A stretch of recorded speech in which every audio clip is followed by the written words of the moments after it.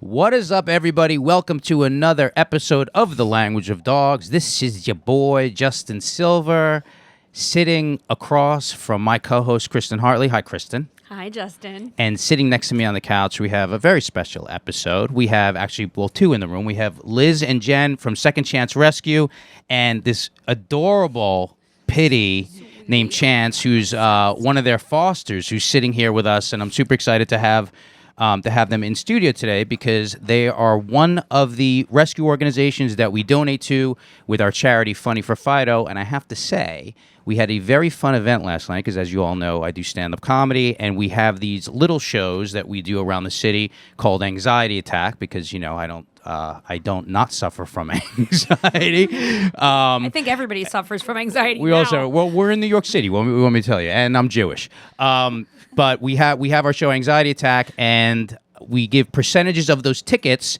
to Funny for Fido, which allows us to do our philanthropic work and help out organizations like Second Chance Rescue, who's here with us today. So we're going to interview them. We're going to get to know this dog who's absolutely adorable and got the shoulders that I'm working out for.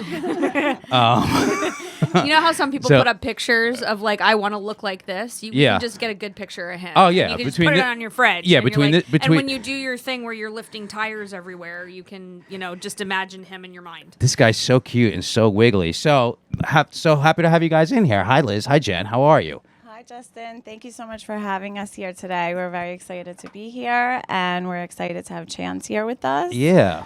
One of our newest saves from right here from New York City. Well, I want to ask you first how you got into rescue, your passion behind it, because as we all know, like it's really like a labor of love, and it's a lot of labor that people don't often realize, and you guys just do such amazing work. And one of the reasons that I wanted to have you in is, like, I'm so touched and inspired by all the stuff I see on your Instagram account, and I have to say, like, every now and then, I mean, there's always stories, and we'll show some of your before afters there. There's stories where you see, like, really horrific things happen with these dogs, whether it's from neglect or hoarder situations or abuse, and they're heartbreaking and almost hard to look at. But then you see the before and afters, and you're so inspired by it. And sometimes they touch me in a way where I'm like, I don't do it often because The Language of Dogs is like a dog training podcast, and if it's hard for me to look at, I'm like, okay, the average dog owner, this is going to be difficult. You know what I mean? So I don't want to, and I know, like, a lot of times when you guys post, it's like, warning, very sensitive content here. And I know that I'm like, all right, this is going to, like, I got to take a breath and, like, prepare for it. So I don't often repost a lot of that stuff, and I try to keep it on the, like, I just try to keep it on the positive to keep eyes on our page so that we can do the work that we do and help you guys out. But every now and then there's these ones where I'm like, all right, I have to help you guys raise funds for these ones. We had some recently that I was just like, all right, here we go. And I'm glad that, like, people who follow The Language of Dogs, they're so generous. And with all the rescues that we donate to, Kristen, they're like, people are always like, oh my God, they're so touched by it. And then, like, the funds come in. So I'm always helpful. I'm always glad to help you guys out. So why don't you tell me personally, like, how you got into rescue, your passion behind it? I want to know. Ever since I was very little, instead of playing with dolls, I used to play animal shelter with the babysitter and pretend that she was the adopter when I was around 4 and 5. So I definitely believe that it was just destiny for me to get into rescue. It was my lifelong dream to be a rescuer and to have a shelter. Like, that was my goal in life. That's really how it happened. But it really started when I got my first pit bull from a small rescue, and I didn't know that there were kill shelters here in New York City. I was literally blown away by that. And she took me to Animal Care and Control on Linden Boulevard. And I was playing with a bunch of really sweet, happy dogs. And she said, well, all of these dogs are going to be killed tomorrow. They're all on the kill list. Yeah. Yeah. So that really was the moment that I said, I have to do something. I have to take one. I'm only one person, and I don't have a lot of money. I was in my 20s. But I saved one of them and then just continued. And yeah, here we are 13 years later. 13 years you've been doing this. Yeah. Second Chance Rescue was founded in 2009. I've actually been doing it for probably 16 years because I worked for other rescues before I did mine, and I dog walked and I learned, the ropes from the ones who were already doing it. And then we incorporated in 2009. That's so cool. Well, I think one of the questions that I get all the time working with so many rescues, and I know Justin gets it as well, is how do you keep doing this? So like, let's say, for example, you do go to a shelter and there are so many of them there. We can't save them all, even though a lot of times in rescue we do the whole save them all, but we all know that's not possible. So how do you keep going? Yeah, I mean, it's just whoever comes across your news feed, whoever comes across your, in your inbox, whatever shelters hound you the most to save those dogs. I mean, like personally, how do you get through the stories, the ones you can't save? Like, how do you do this? I know. Yeah. I mean, those tough moments, really, just by continuing on for the ones that we can help, and the next emergency case that comes in. You don't actually ever really get a minute to sit there and, sometimes it'll hit you after a while. You'll have a complete breakdown, but then you just, keep going. And, my boyfriend is a really patient guy. How many? This one's your foster personally. Well, tell us a little bit about this one, then we'll get back to you in a second. Yeah, so I was traveling and I was on the plane and he came across my Facebook. He was on the urgent death row dogs list, and I said, "Oh my God, this guy's so cute." He is cute. How is this guy on the kill list? And how is he in the shelter? He was in the shelter for a month. So I reached out to ACC and they said, "Oh, well, yeah, he's a level 4."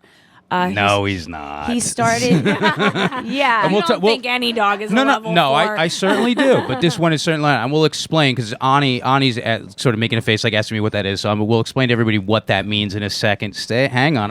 I'm trying to keep the bone up so his face stays on camera, so we don't just have his ass. But well, so it could be that kind of a show. But he's going back and forth between the bone that I'm holding and the microphone that's close to my mouth. So I'm trying to keep him on the former rather than the latter. Keep it on the non-expensive stuff. But go ahead. So he was they had him as a level 4, and I'll explain what that means in a second. Yeah, and I said, I'm coming to the shelter to look at him, and they said, yeah, you could come down, but we are not taking him out of his kennel, so you're going to have to do the interaction through the kennel. I said, oh, okay, that sounds fine.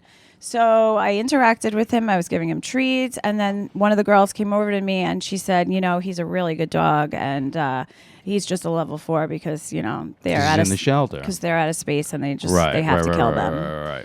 So I said, all right, I'm taking him, and then I picked him up the next day. They sedated him and put him in a crate, and they put the crate in my car, so they wouldn't even let me walk him out of the shelter on a leash. So I said, oh my God, do I really have Cujo here?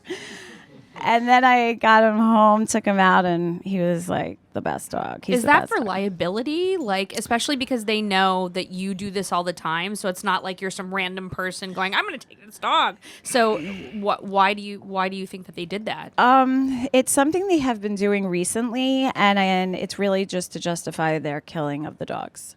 I got to say this, and I'm going to play devil's advocate.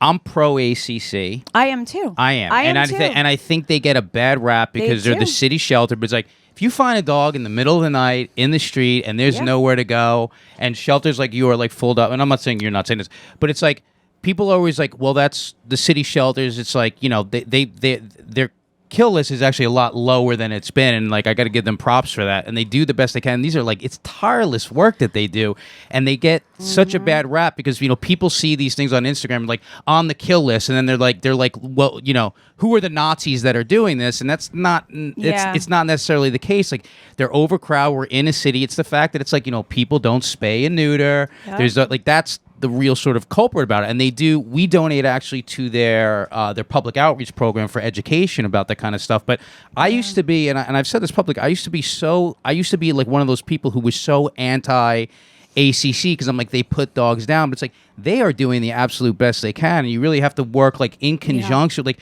rescues like yours have to work in conjunction with them. It's like we're all sort of doing this together. And I always say this too. It's like the dog rescue world gets very catty. especially with one another. They get very catty. It's worse than a middle school. No, they get very catty, but it's really is people like do it like people doing like the best that they can, and like so we have all so much passion about these dogs, and like it's so reasonable that we get emotional about it. So I'll let you explain. Yeah. What the levels are. I mean, I could explain it too, but I'll let you explain it so people understand when they're listening, and then I'll sort of explain is like, for an example, like this dog who's obviously so sweet, never met me before, sitting right next to me, almost on my lap, while I'm holding his bone. It's like my fingers are still attached to my hand. Everybody. So I'll explain how it's like a lot of these dogs get. They get misassessed. Is that a word, Kristen? Misassessed? Close enough. Yeah. Yep. All right. They get misassessed because of like, what they're going through, but I'll let you explain sort of like what these levels are. It's like, and you don't feel like you have to get it perfect. Yeah. No, absolutely. So like a level 1 dog is a dog that could go to anybody, somebody who's never had a dog before, who doesn't know anything about dogs.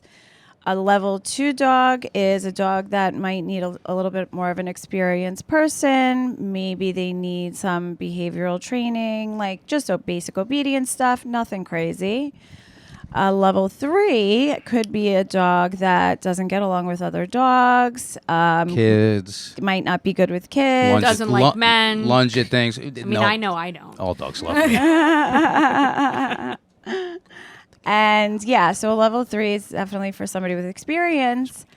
And then a level 4 is where the dog is not able to really be handled by somebody other than a dog trainer or a super experienced. So he was so stressed in the ACC. This is what I was going to get to, yeah. He was there for a month. So his kennel stress was at a level, 11. Oh, it's like being in Gen Pop in prison. Like Yep. it's just it's a feral situation. Yeah, I mean, they're sitting in those kennels, and they're only getting out for their relief walks, and There's other dogs barking and going crazy. There's people coming in and out. Go ahead. And all of their stuff is feeding off of each other, Yeah. and it just is this constant thing all the time. Yep. Absolutely. And he started to jump up and bite at the leash, and he wouldn't let go. And that's when they said, okay, now he can't be walked by volunteers. So that cut his walks even more. So now he's being taken out twice a day for 5 minutes by the behavior team, and he's ready to kill somebody. He was stressed. They're frustrated. Yeah, He's stressed. They're frustrated and stressed. So many. Listen, and the cool thing about Second Chance and a lot of the independent rescues that we work with, that we donate to, do foster care, and that's, in my opinion, the best way for rescues to work. And I'll let you explain, like, just personally how Second Chance does it. But we'll just start with that, like how you guys how the foster based form of rescue. So go ahead on that. Sure. Yeah. I mean, fostering is so important. It's the backbone of any rescue, to be able to have the animals go into a home environment and decompress. The first 2 weeks that a dog comes out of the shelter is, kind of like a decompression period where, you just want to keep the dog's world small. You don't want to have a huge party the night the dog comes home from the shelter. They're really mentally exhausted, and they need to just, bond with that person. Yeah, chill out. So fostering is awesome, and we offer our fosters all the support, training support. If they need toys, wish lists, we send stuff to their homes to take care of the dogs. We give them the crate. We give them everything that they need. They just provide the love and take care of the dog for. It could be a short foster. It could be you could actually just be a short-term foster where people are like, I have a weekend. Yeah, right. Because like our regular fosters, they take vacations, so we have to move one foster to a temp foster while that person is away. So I mean, you could be a 2-night foster, which is really awesome, because if you don't have the time or the energy, or let's say you work long hours on the week, if you have that weekend free, why not? It's great. You have a dog for the weekend. Dog goes home Sunday night. Everybody's happy. Yeah. Yep. Yeah. One of the things, like, and just to get back, I'll circle back and then I'll come forward again. I'm going to be very good at keeping us on track, I think, today, Chris, and I'm focused. Believe it when I see it. I'll believe it when I see it. One of the things with just sort of the level system at the shelters, like, that makes total sense to me, and I totally get that people get. This is even myself. Like, before I started training, when I was just fostering dogs and I was pulling them from city shelters, and they would do things that to me just seem so normal now, where they would grab the leash and start tugging and grabbing onto it. You're like, you could freak out. You'd be like, wait, I'm not experienced like this. Is this going to be my arm? And a lot of time it's just playful energy that's misdirected. And then if people don't know how to handle it, then it can become a problem. So it makes sense to me that, like, you know, they should have experienced people handling these dogs. But the difference of when they get out of those situations, and this is not all the time. Like, there's dogs who it's like, no, this dog definitely needs like a real experienced owner. But I think it's so important. It's like they get out of that situation, they go to a safer place with someone who knows how to manage them, and then that assessment gets made, because that decompression time is so important. So many times I've just like worked with dogs that it's like 2 weeks out of the shelter and you're like, this is a different dog. They get so stressed out. Some in of them need even more time. Some of them, I've worked with dogs that needed 2 months of decompression, 4 months of decompression. I have 2 friends of mine that both rescued dogs, and both of those dogs needed a year. Yep. Wow. Yeah. I mean, it's different. Every dog is different, just like a person, you know? And right after I took him, I took another bulldog who's 72 pounds. And now we're talking. This guy, let me tell you how sad of a You story. with the bigger, the better. I love them big. I love the big ones. Somebody reached out to us and they said, we found this dog in Astoria at 2:30 in the morning in an intersection. Him and his girlfriend took the dog home. They had the dog in their home for 3 nights, and they have a small, so Right. they said, can you take him? And I said, we're really full right now. I can't. I'm sorry. So I said, so they took him to ACC. I got his A number, and I said, I'll check up on him, make sure he doesn't, hit the kill list. And he hit the kill list. And I said, all right, I'm going to take this dog, because that guy, the finder, sent me videos of him getting belly rubs. He was a level 4. And they did the same thing as him. When I went to open the cage, I had to have my trainer there. He was like, I don't know who you are. I'm gonna rip your face off. I'm gonna rip your face off. And I said, oh boy, Ken, what did we get ourselves into?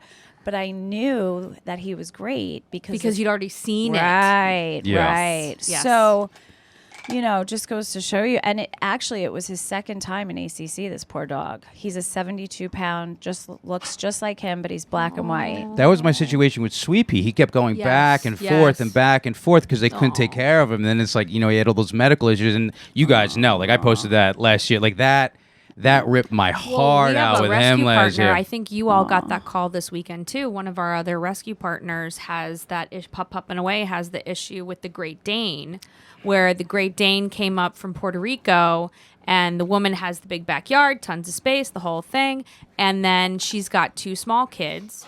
And so it's a Great Dane, and it's a 6-month-old puppy. And Yeah. so the Dane is, still learning, as Justin likes to say, manners, and he's just trying to engage, and the mom freaks out because the kid gets accidentally scratched really bad, not intentionally. Sure. The mom knew it wasn't intentional, and she just was like, get this dog out of here today. And they were like, That's a bad fit. we can't do that. But what it was that the rescue that sent the Dane to the woman was not the rescue that got called to say, can you please come get this dog, because the other rescue only works out of Puerto Rico. And so it was I think this is a really great segue into, I would love for our listeners to understand the process of rescue, as far as especially in COVID, because sometimes people are like, why, I sent in my application, they came to my house, I didn't hear back from anyone, I don't know how to follow up. Some rescues are very, very thorough. Yeah. And I always try to explain to people that the reason why that is because it's worse when we get them returned Yeah. than it is than they're not placed to begin with. A lot of people don't understand that. I would love for you to speak to that. Sure, yeah. I mean, our application God, process. I love this dog. I know. I would take this dog. Brutus I'm sorry. is getting a brother. No, Brutus is too big. No, he's not. He's not. No, we're not doing 2 again. And he's great with other dogs. Yeah, too. this dog's Yeah, awesome. He's Mushu great. would Don't love worry. him. We'll post this one. Go ahead. I'll let you answer the question. I'm sorry. I got turned on. So here. so whether it's a foster application or a adoption application, you are assigned to a processor. They call you, they interview you, they call your vet reference if you have a vet. If you don't have a vet, then they call a personal reference. That can't be a person in your family. And now it's great with technology. We do a video home visit just to, that makes it easier. check it out. I used to do the in-persons for Okay. so many rescues. I used to call myself a matchmaker. I love it. Matchmaker. It's okay, I'm not going to do that. Yeah, But yeah. Before, we used to have to do the in-persons. Yeah, and send there them- were all of us volunteers that's all we did. Yeah. And we were all broken down by city, by state, by everything in order to be able to go to people's houses and make sure that they weren't going to like some horrible place. Absolutely. You want to make sure that it's, just safe, clean, the walls aren't moving with roaches, things like that. I've seen it all doing in-person home visits myself. A couple of roaches, it's New York City, okay, but as long as the walls aren't I have a mouse moving. situation right now I'm not going to bring up on this podcast, and I live in a very nice place. So, That's true. yeah. I mean, we're thorough, but it's just to ensure the safety of the dog, and we adopt out to all socioeconomic classes. We don't discriminate anybody. I mean, I don't know if you ever heard that story. Poor little rich dog. Like the family. It's one of the best stories. The family was super wealthy family, beautiful home. They actually kept the dog locked up in a crate in the mudroom for the dog's entire life. Because they didn't want it like out and Yeah. about. It's like a thing to have. Yeah, and Yeah. I mean, people go, "Oh, wow, that's such a beautiful." Like you could live in a, people say, "Oh, I can't get a big dog. I have too small of a place." I'm like that. My dog's bigger than my living room. Yeah. Like I lived in a 1-bedroom, third floor walk up with 4 pit bulls. So Yep. you ain't telling me that your Right. apartment is too small for one big dog. Right. Like, it's what you put into the dog. The dog just wants to be with you. They don't care that I have a great view or I have Right. an ensuite bathroom or whatever. All right, what's up, everybody? I just want to tell you about one of my favorite dog foods. This is Darwin's. Darwin's makes some of my favorite raw, organic dog and cat food, which ships frozen to your door in these convenient peel and serve packages. It's got all the organ meats, vegetables, vitamins, and minerals that dogs and cats need for health, longevity, and well-being. You could feed it raw, or you can cook it like I do, add grains if you want to.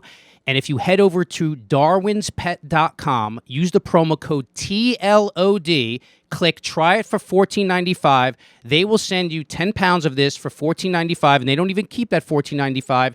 They send it to our charity, Funny for Fido, and we use that money to send Darwin's to shelter dogs. You also get a free package of jerky treats with that promo code, so make sure you use the promo code. At least just get the trial. If you decide to stick with it, you can stick with it. If not, use it as treats. You can cook it up, stuff it into Kong toys, stick those in the freezer. So it's just a lot of bang for your buck, and you're doing good not only for your dog, but for other dogs. Hey, if you're down today, you can have a little bit of my sunshine. How far can you explain? Because I see dogs come from you guys from out of state. I see them tell the What's the extent? the extent of it all, And what also the cases like. oh yeah, and then we'll what's show the some before and range afters. of Yeah, your cases. We'll get to that in a second, but we'll get to the before and afters in a second. But what he's saying is like, how far do you go? How bad of condition are you willing? Like, what are your limitations, if any? So we really do not have any location limitations. We've taken dogs from Nepal. We've taken dogs from Bahrain. Wow. We've taken dogs from India, Egypt, Israel. And then they're like, wait, you brought me here to Jersey? Take me Wait back. a second. Take me back. This is a rescue? No. I'm not feeling very rescued. Yeah, welcome to New York. Bang, bong, Oh, yeah. And then remind me, I want to talk about like the training process after that. You just reminded me. But keep going, continue on that, please. Yeah, one of my very good friends that I started doing rescue with, she's at the JSPCA now in Jerusalem and Israel. So she's like, Jen, I got to send you some dogs. I'm like, all right, Maya, let's go. How many? What airport? What's the date I'm picking them up? So, you're just all over the place. But as far as, we really don't discriminate when it comes to medical issues. We really are known for taking in pretty severe, extreme medical issues. I would know because that's my specialty. I saw this one, and like there was one on your account with something wrong with the genital area that I saw. And you don't have to get too in depth on this. I was just like, sometimes you see these cases where the tumors are, I'm just like, this is insane that this has gone so far. What I do love is when you see the little scragglies. Aww. And they're just matted to shit, and they're just like they look like a mummy, and they're just so covered in like there's filth. a Shih Tzu in there. And then somewhere under there, you're like, wait, what is this cute little thing? And it's like it's just the 180 is unbelievable. They look like a with pulley from the outside, Yeah, and so- then on the inside, it's a Chihuahua. I always encourage people when they go, listen, when they see dogs like that, I always like, and people listening right now, like go on Second Chance Rescue. We'll bring, for the people who are watching right now, we'll bring, Kristen will cue me when we're going to do this. We'll bring up some before hours and show their social media, and it'll all be in the description as well. But it's like, when you see dogs like that, like go look at some of the before and after. Some of my favorite rescuers, like Love Leo Rescue in LA, have the most beautiful. This Shih Tzu, I was like, this is like a show dog, and like she showed me what it was like beforehand, and I'm like, this isn't like these turnarounds are Brutus. These turnarounds are like unbelievable. So I think that Go ahead. by what you're saying is you when you say that you take like medical cases, obviously that's anything from TVT tumors. What's that? To That's a cancerous. it's the one where you see them and they're just covered. Oh. In those like. They almost look like little balls. Papilloma. And it's a papilloma. It's part of the papilloma virus, but they get them in their mouth, they get them on their genitals, they get them in their underbelly. The females especially get them. I learned something. I and usually so- claim I know everything on here. See that? Well, I am. I'm more than just a pretty face. I'm not. But you also do get the ones where people have actively, especially with street dogs or stray dogs, where people have actively like harmed them. They've thrown hot water on them, Ooh. or they've shot them. Right. Yeah. Yeah. The gamut. Yeah. The abuse out there is just horrific, what people do to animals. And animals don't have any rights, They have about as many rights as the wooden table that, we're using for our drinks right now, which is the most absurd thing that we are living in this century, and animals still have the right. By the way, this table prefers to be called the they. Oh. So just watch it before you We didn't ask it. It's This pronouns. table's a they. Shoot. Well, what are some of your favorite stories? Like, what are some of your favorite? Rescue Let's get to the stories. part where everybody loves a good before and after. Okay. Oh, yeah. So one of them that stick out around this time last year, there was a Mastiff, and he was, he looked just, you couldn't even tell he was a Mastiff. He was so skinny. He was hairless. What was his name? Little Diddles. Little Diddles. And he was not little. Justin loves a good ironic naming. I do. Oh, I'm such not a fan. I'm sorry, everybody listening. It's like, hi, this is my dog Michael. I'm like, I don't want to be friends anymore. I like a dog named after a food. Better I watch like, it. Christina's here- dog's name is Kevin. So here we have him on screen right now. Oh my God, he just looks. He's like a bag of bones with skin. And look at his like his fur from malnutrition, obviously Look at the on that. pus around I his know. arm. So this is Little Diddles. Go on. I'll let you finish with the And story. that's Little Diddles when he was getting better. And now he has the most amazing moms. They live on the beach in New Oh Jersey. my God, he's so handsome. Yeah. Yep. And we were actually just hanging out with his moms not too long ago, and they are a Mastiff family. They have Wow. Little Diddles, and they have another Mastiff, a female. But yeah, just the transformation that he made, and just what a great dog. Like, couldn't believe that he was so down and out, look like he's just a beautiful dog. Anybody would like. Gorgeous. Yeah. I'm And flipping. what a I'm flipping this one over smile. this way so everybody can see his face online. I'm gonna put your wait. Come here, buddy. I'm putting your ass here and your face here. Justin, these people don't want to hear how you talk to people on your dates. Can I pick him up? Yeah. He's sweet. He's the best. Okay, look. Now we got it. This is Yeah. Oh, Yeah. Okay, so keep going. Tell us. So Diddles is Tell us definitely more. one of our favorites. Then let's see, we have Butters. We were contacted by a shelter that a dog had a lot of her face ripped off. Oh my God. Oh. Yeah. And by the way, when we post this on YouTube, I'm going to put a little bit of a blur on this because I know some people have a hard time seeing these. So right now, this looks like chopped meat. that from on this fighting? dog's. Well, Or being attacked. being attacked. Say it's really the same. to be fair. Yeah. She was Aw. walking through the shelter, and another dog managed to grab a hold of her face and Yeah. pull Wow. her through. So by the time they were able to get that dog off, that's Oh and my that's God! where This is what I'm why. talking about. Like, here's the before and after, and this is this stunning tricolor pit bull mix. It was like a pit lab or a pit hound to me. Yes. But this dog is stunning, and like the difference in the before and after I'm looking at is like, Joey, can you go back to the first picture again? The first picture, I mean, this is not even recognizable as a mouth, and then back to the second picture here, it's like this dog's stunning. She's beautiful. beautiful. And she's still up for adoption. Oh, she's up for it. Oh, great. We will. Here's what we're gonna do. Yeah. I'm going to do a post along with this episode. We'll show the before. We'll show the ones that are up for adoption, including this one who's sitting on my lap, who just may not even make it to adopt. I may take this one. This one's a stud, man. So we'll post these dogs and. This one, You've people had watching 2 dogs watching on before. Instagram. You hit me up all the time about Fosters. So, okay, so the Butters. Give me another one. This is awesome. So then we have another guy, Kuoni. He. Oh, what a name. Oh yeah, he is absolutely. Oh my God. Okay, blue pit, Oh, blue eyes, my Yeah. favorite. I mean, his story's crazy too. He was thrown out of a moving car in Texas, and we said, okay, he had some injuries, cracked pelvis. And then he gets to the vet, and they're like, "Oh yeah, he also has Parvo as well." So we're like, no. "Yeah." So we're like, "Oh, double whammy." Parvo is a deadly virus that is a 50-50 shot at survival for dogs. There's no cure. Is that the one that attacks the lining of the heart? It attacks the stomach lining. The stomach lining. Yeah.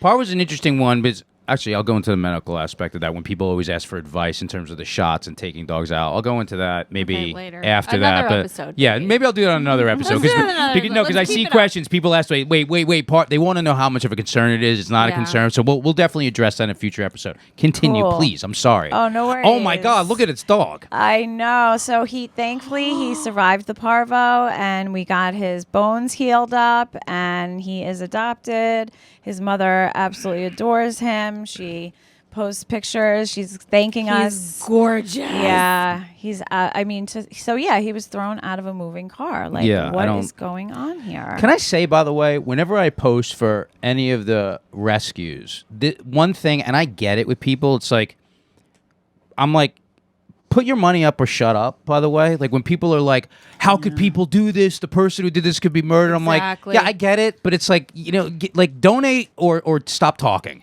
You know what I mean? Correct. Like, and I'm sorry do to be like, something or get out of my face. right. I'm like, or like when people just like, they send, they do this with you too. They're like, can you help? And they send cases, and it's like, you can You help. also, like, we're all just people Yeah. doing this. Like, I have a busy performance career. Kristen's a producer, and so many of the people who volunteer at Funny for Fighters, like, they're like, well, I'm an accountant. What can I do for rescue? I'm like, guess what? We need accounting. It's Yeah. like anything people. Yes. I remember we had this guy who had a bowling alley, and he was like, well, what can I do? I just have a bowling. I'm like, do like a Have an event. a bowl for. I can't think Yeah. of something to rhyme with it. Ani, anything? Bowl for bone. Bowling for Brutus. Bowling for he's already yeah.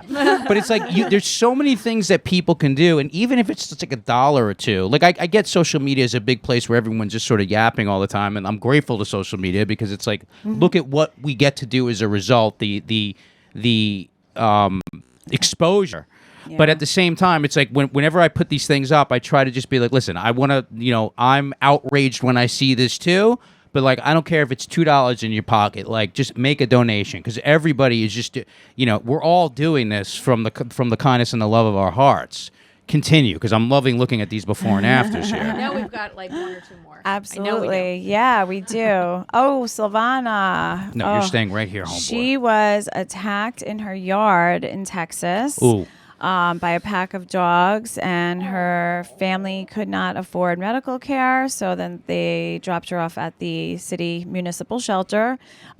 She was pretty beat up. She had a lot of wounds, a lot of bandage care that she needed to get through. But we got her through it, and she...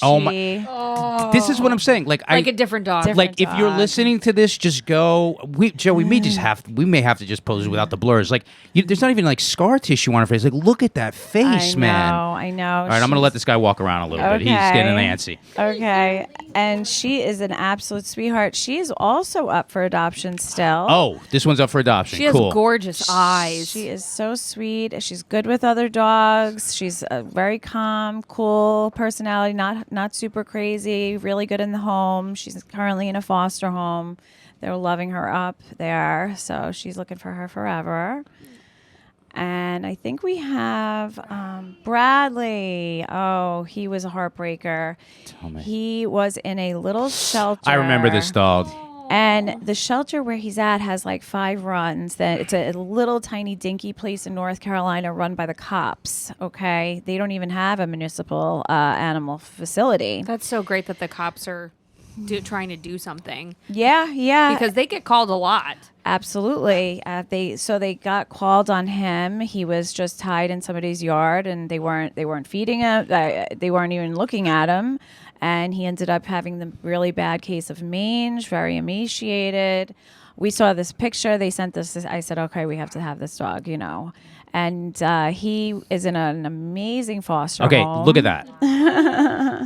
I mean, that's like, wow. It's a different Yeah. dog, Ani. You can get on Yeah. mic, Ani. We have another one for you.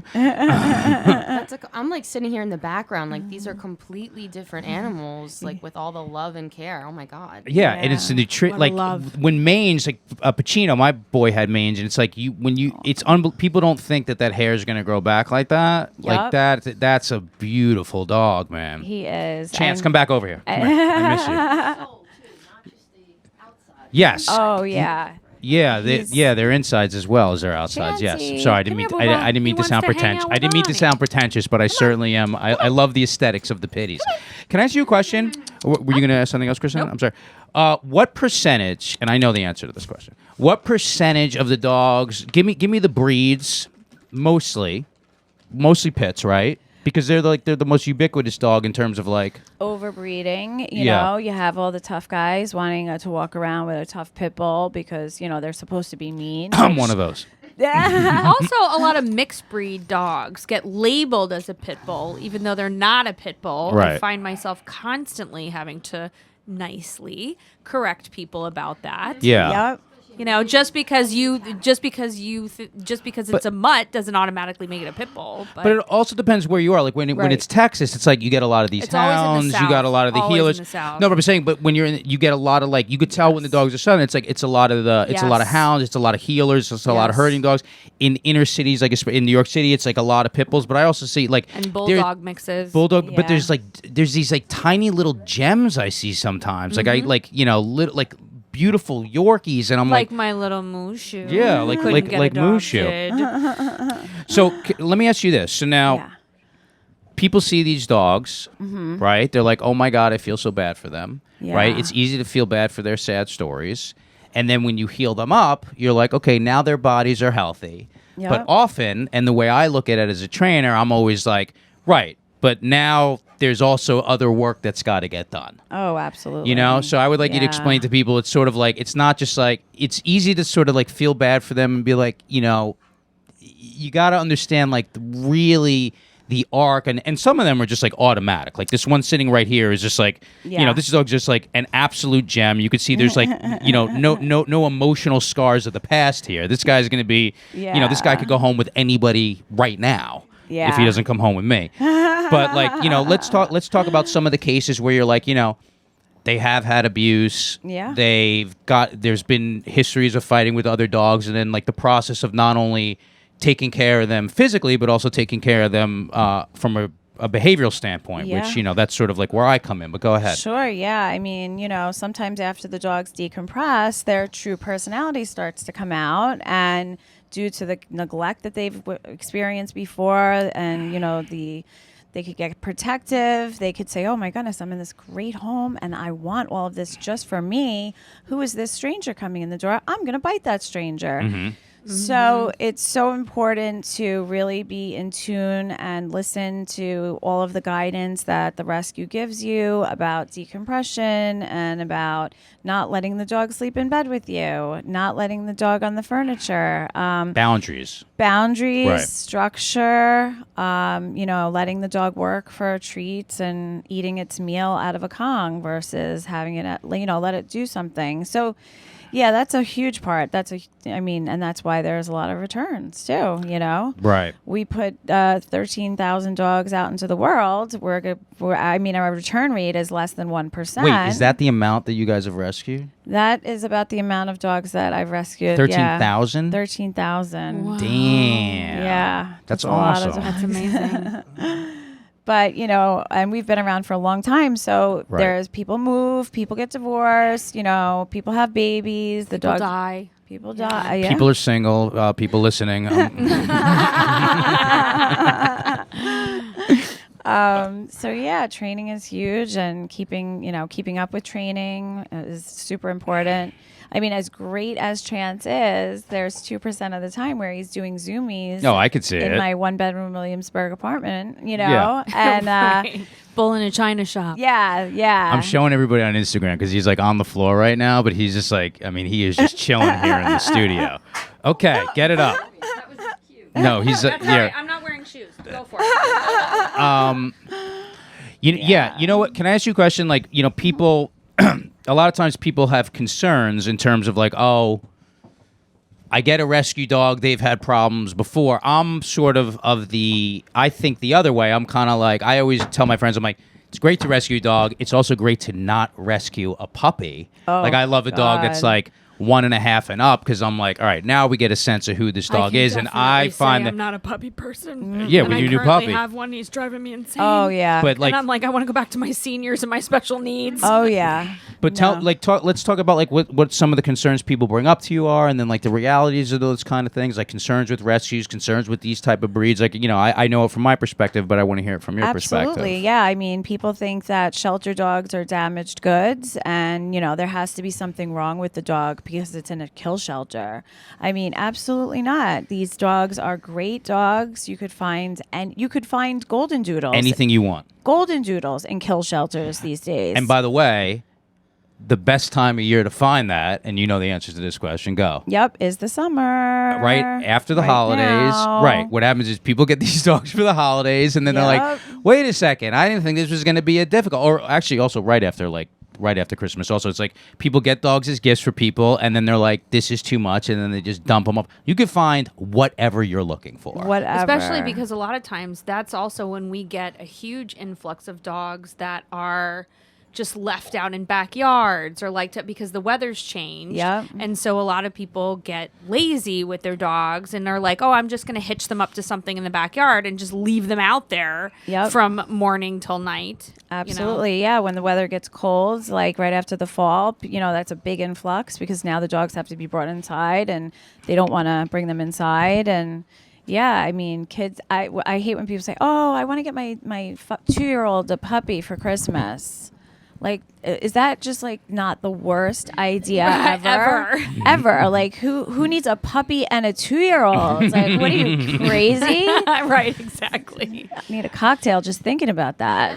And usually, since I've had both, the toddler is way better than the puppy. Right? Way better. It's yeah. crazy. And so I think, but it does go both ways. People are like, I want to rescue a dog, and they don't know what they're getting themselves into, or they're not. Yeah. the matchmaking is so important, and I know what a pain in the ass it's been. All right, he's just not going to sit on my lap for the rest. I know, but it's like if Ani gets a good soundbite, and then the clip doesn't have him in it, I'm going to be pissed. Anyway, look, he's like you. He wants to do what he wants to do. What can we say? But what I think is people want to rescue. It's like a lot of times when I'm doing training, I get people like, I rescued this dog, and they mean well, and it's not a fit. And then as a result of it, it's like they're like, well, I never let him go around other dogs or to the dog park because I'm nervous.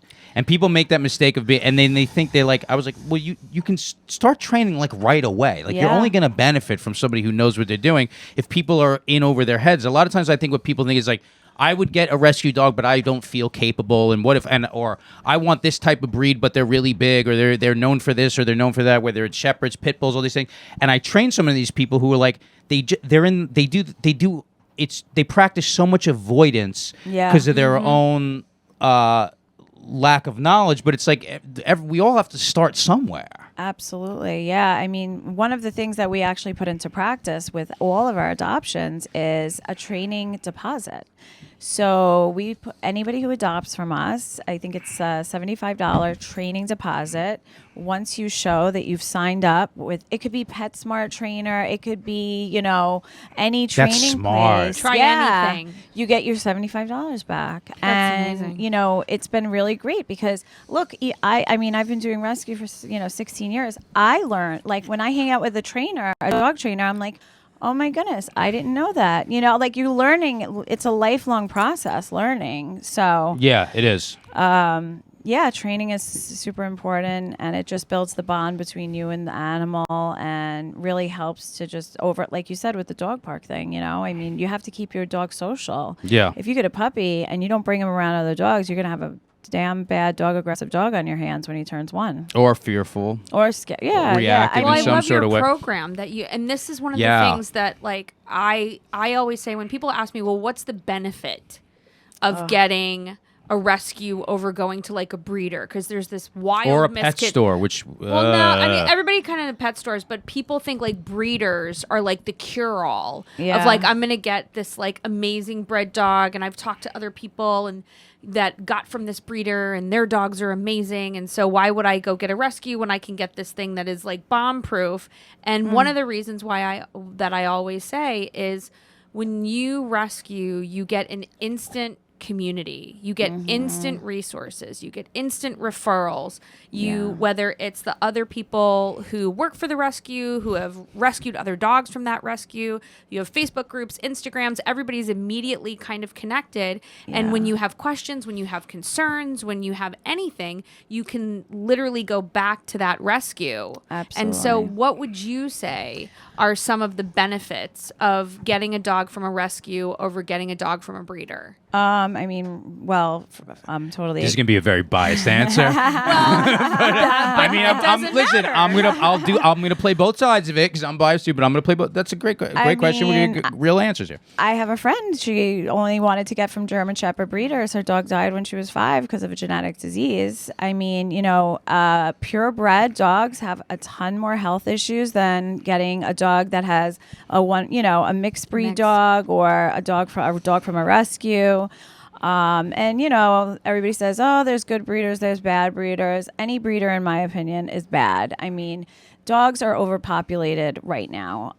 There's no reason to be breeding any dog right now. It's their way of making money. It's like, go learn to do something else. Absolutely. I mean, so you could find French bulldogs in shelters. If you really want to rescue a specific breed, you will be able to do it. You might have to wait like a couple of weeks or a month, but it's taken me a year to find. I specifically wanted another special needs Pekingese, and I've been looking in Canada, California, and it has taken me a year to find a special needs Pekingese. Wow, that's Now, crazy. your phone is barking. I'm sorry about that. I thought it was the Now dog. I'm gonna play both sides of that because I used to be so like breeders know that dogs are overpopulated, and I'm a rescue person. So you're talking to somebody I would never purchase a dog. However, I have friends who train dogs for very for specialty work. I have trainers who are like, Definitely. we want Belgian Malinois for these jobs, and I'm Correct. like, yes. in that story, I'm That's like, different. no, that's a little bit of a different story. And from training so many dogs who like come from breeders, I also get the fact that people are like, listen, I love dogs. What I'm willing to put in, the amount of time I'm willing to put in is like, I'm not like I just want what I want when I want it, and I want one now, and I want a golden dude. I'm like, that's fine.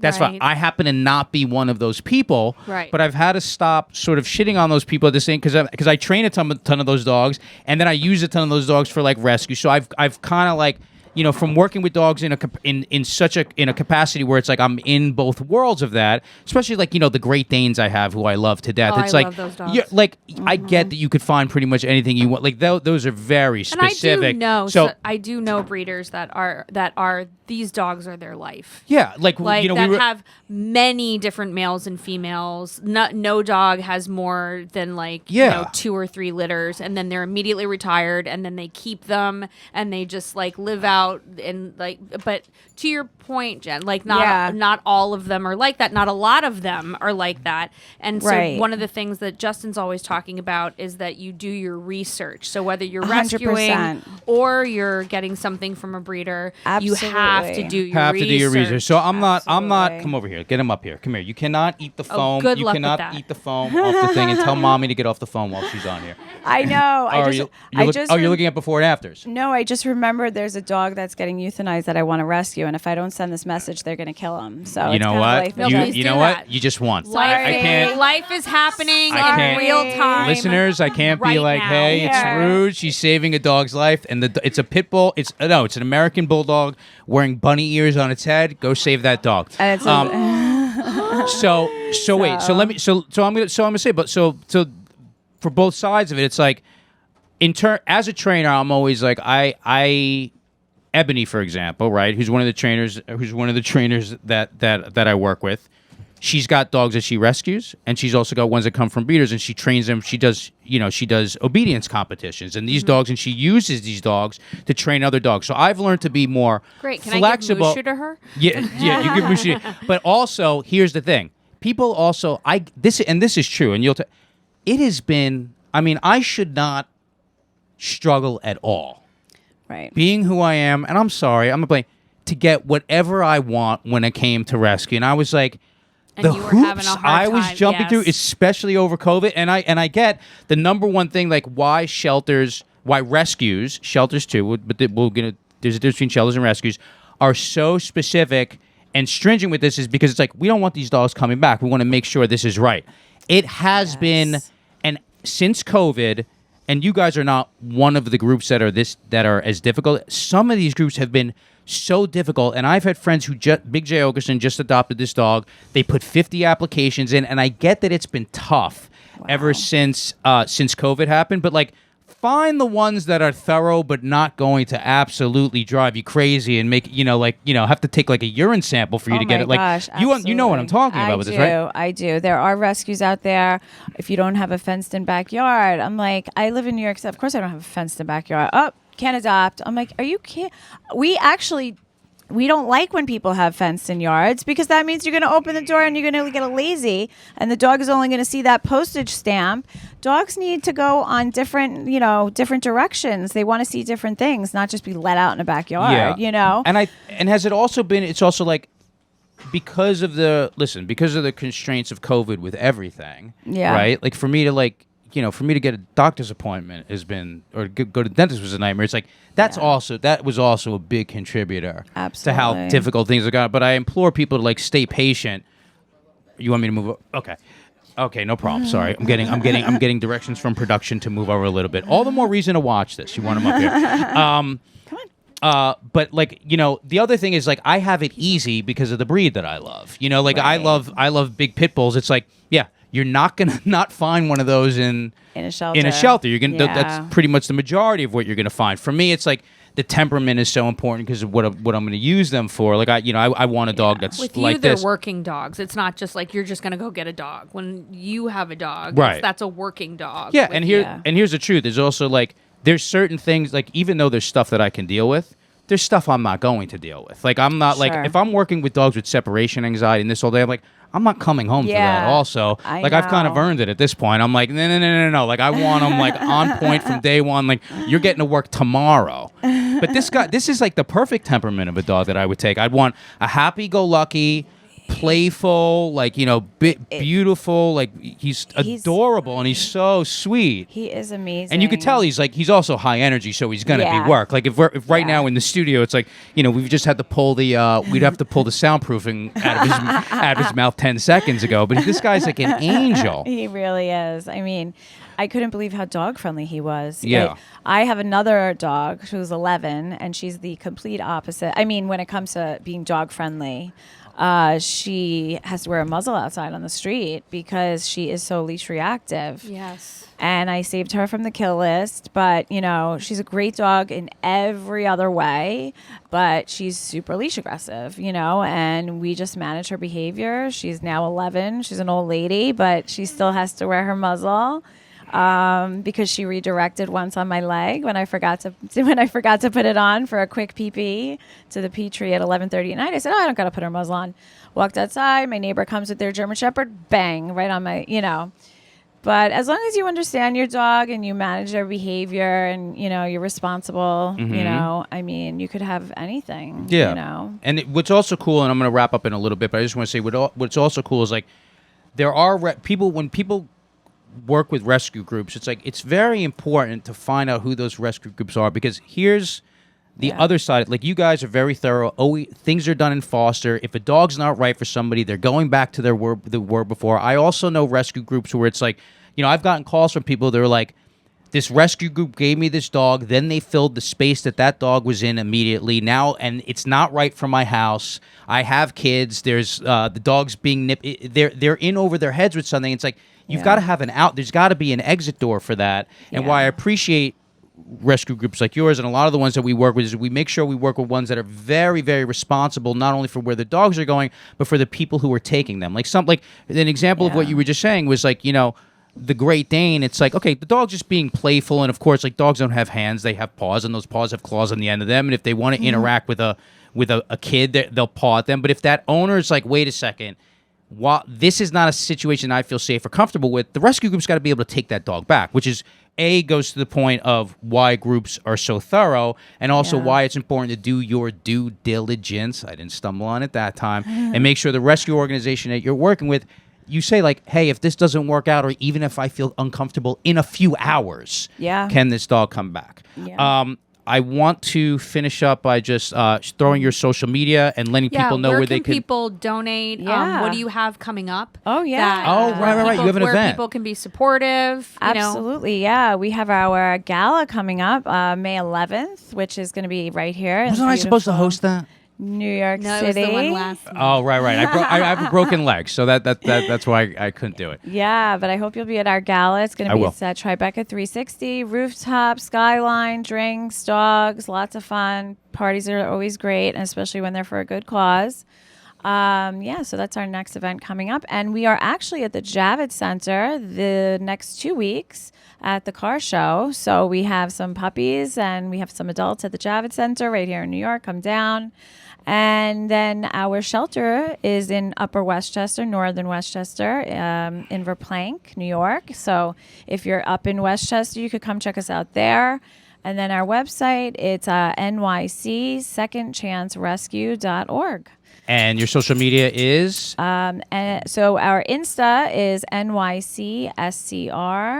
And then our Facebook is New York City Second Chance Rescue Dogs. Yeah, and check out the before afters on there, and and also I always tell people if you at Funny for Fido, we spread it out for everybody. So if you're you could donate there directly to them. You could also donate to us, and we sort of spread the love. We give it to where it's needed most. But I mean, this is a rescue that I've known you guys for a long, long time, so I have a good history. And also, let me say, every rescue I talk to is going to have something to say about the other one, because it's just sort of catty out there. But don't throw it at us at Funny for Fido, because we're above the clouds when it comes. We're like, I'm never going to get into it. So I'm not getting into this. if you're like, when they give to that one, it's like, I'm writing you a check and I'm throwing it out and I'm running away. Yeah. So thank you so much for coming. Yeah, I really thank you so appreciate much it, for and having thank you for bringing us. this sweetheart. He's going to be up for adoption. I'm going to put a bunch of their adoptable dogs up on our social media. It's at The Language of Dogs on all social media platforms. If you want to ask us questions, and we have a bunch of questions that came in on Patreon. I'll get to those questions again next week, but we just wanted to dedicate this episode to Second Chance Rescue. It's patreon.com/TLOD. I got your questions about if it's good to doggy daycares, about what to do with old dogs' joints. So we're going to be doing that next week, so you got to stay tuned. I promise I will get back to those. Please, Chance, please don't eat all the wiring. That's very expensive. Chance. Anything else, Kristen? Am I leaving anything out? That was it. All right. So until next week, happy dog training, everybody. Check out those rescues. And if you have bred dogs, we love them too. We'll see you next week. Bye.